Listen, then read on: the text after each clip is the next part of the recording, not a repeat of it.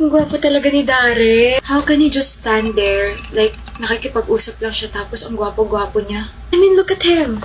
Ang ganda ng mga mata, ang ganda ng buhok, ang gwapo. Tapos yung labi. My gosh! Kahit wala siyang gawin, ang lakas ng appeal niya. Tapos yung side smile niya, nakakatunaw. Di, sampalin mo nga ako. Feeling ko hindi siya totoo eh. Oo eh. Ako nga, bisa bunutan mo ako kasi feeling ko ako yung tinitignan niya eh. Kahit sobrang sungit niya, okay lang. Kahit sungitan niya pa ako buong araw, crush ko pa rin siya. Huwag mo nga ako agawan. Lo, share na lang tayo. Gusto ko yan. Kaso may girlfriend na yan. Di makihati rin siya. Sira ulo ka talaga. Pero seryoso, may girlfriend na yan si Darren. So mo naman napulit yung balitang yan. Marami akong connections. Sino? Ano sino? Sino yung girlfriend niya? Gusto ko i-judge. Feeling ko walang babagay kay Darren. Ako lang? Sirang pala ka to. Baka ikaw girlfriend niya, inaasar mo lang ako. Kahit gustuhin ko, hindi ako pasok sa standards ni Darren. Nga ako kinakausap eh. Maging kami pa kaya. Siguro pangit yung girlfriend niya. Kapag nakita ko siya, as in, i-judge ko sa harap-harapan. Yung tipong mabait lang, no? Ano ba pangalan niya? Zoe yata. Zoe? Bantot naman. May picture ka ba niya? I-judge natin. Ginahanapin niyo photo. Nandito na ako. I-judge niyo na ako. Ganda. Ano sabi mo? Diba i-judge niyo yung girlfriend ni Darrell? O, eto na. I-judge niyo na ako. No?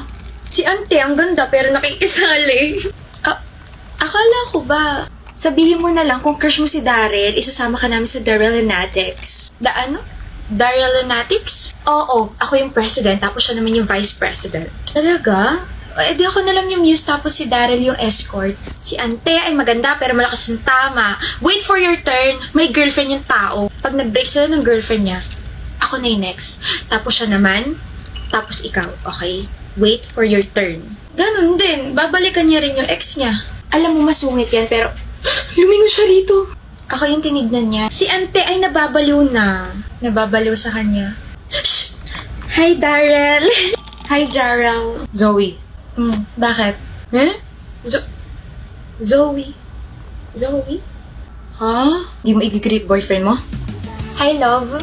Pwede ka ba maging escort sa Darrellanatics? Ano yun?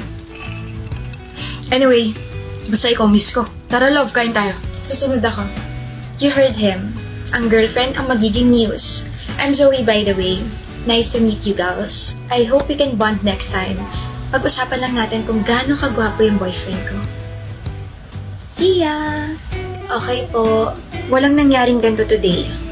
Next time sa chat na lang tayo mag-usap tungkol sa mga crush natin, ha? I agree! Iwas pahiya. At burahin na rin natin si Darrell sa crush list natin. I agree. Iwas pahiya.